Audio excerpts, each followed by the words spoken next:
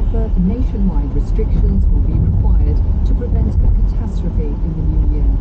Andrew Hayward's comments come as hospitals in England are treating more COVID patients than at the peak of the first.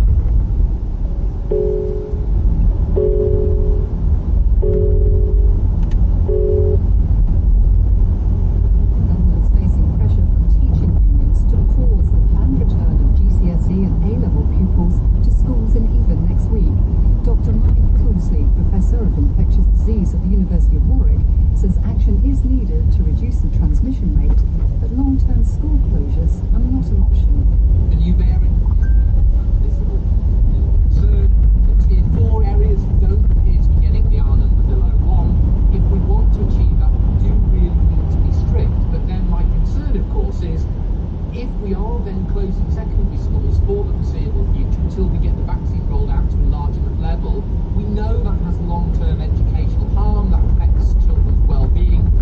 Australia has threatened to revoke the visas of foreign backpackers, including British nationals, who ignored coronavirus restrictions to hold a beach party in Sydney on Christmas Day. Our correspondent in Sydney, Phil Mercer, says retrospective action appears unlikely.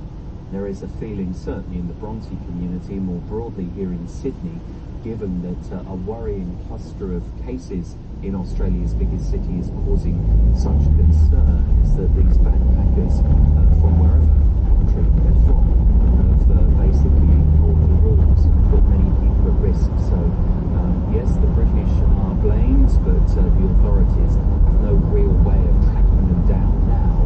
But I would imagine that with New Year's approaching, the police here in Sydney will be ultra vigilant.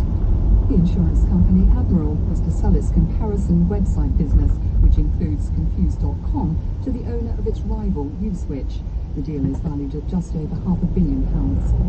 The French fashion designer Pierre Cardin, who was credited with bringing stylish, visionary clothes to the masses, has died at the age of 98.